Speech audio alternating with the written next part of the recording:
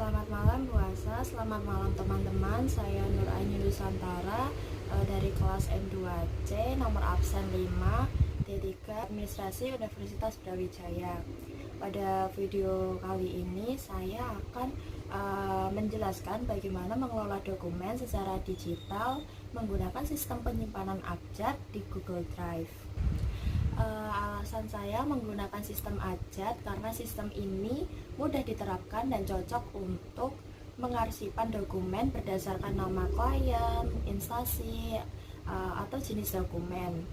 Dokumen akan disusun berdasarkan urutan alfabet atau huruf awal atau subjek dokumen.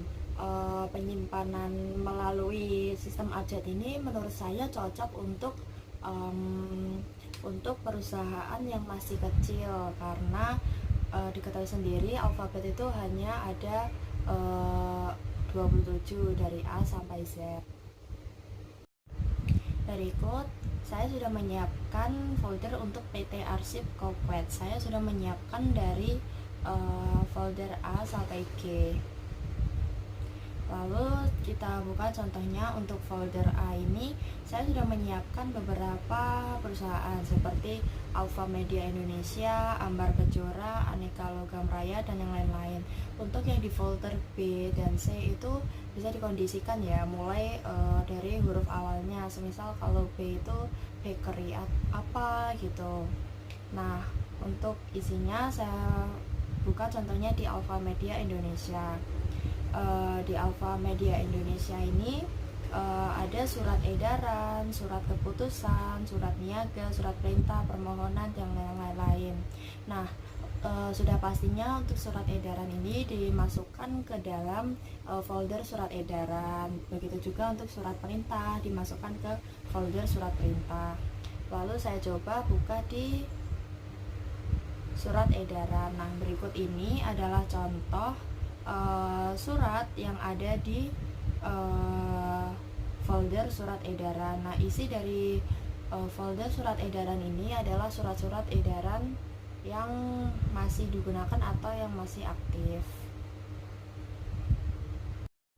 Lalu untuk penjelasan bagaimana jika ada surat yang sudah nggak aktif atau surat yang inaktif. Nah, untuk penjelasan sendiri, surat yang inaktif atau surat yang sudah tidak aktif ini biasanya surat yang sudah berusia 2 tahun atau lebih. Itu tergantung ketentuan dari perusahaan-perusahaan yang mengelola. Sebagai contoh, ini ada surat edaran dari 2023. Lalu bagaimana cara kita mengatur surat yang sudah tidak aktif? Sebagai contohnya seperti ini. Jadi surat yang sudah tidak aktif, kami akan menaruhnya di folder surat yang inaktif seperti ini. Di organize, lalu di move, lalu kita move ke inactive folder. Nah, untuk inactive folder sendiri ini kita tidak menaruhnya dalam hanya satu folder untuk di folder PT Kokwet ini ya. Jadi setiap abjadnya ini ada folder inaktifnya sendiri. Jadi semisal untuk abjad A itu harus memiliki inactive foldernya sendiri. Begitu juga untuk folder B, C, dan seterusnya. Lalu untuk penjelasan lebih sederhananya, saya sudah menyiapkan flowchart yang ada di Drawio. Jadi yang pertama, kita bisa mengklasifikasi dokumen yang akan kita taruh di folder yang akan kita buat nanti. Lalu yang kedua, kita membuat folder A sampai Z di G Drive.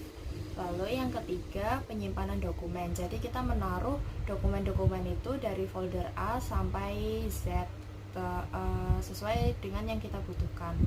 Lalu yang keempat ini permisalan ketika kita membutuhkan menemukan kembali dokumen itu. Jadi kita bisa langsung mengetik folder A, folder B, dan sebagainya. Lalu yang terakhir ini pemindahan arsip inaktif.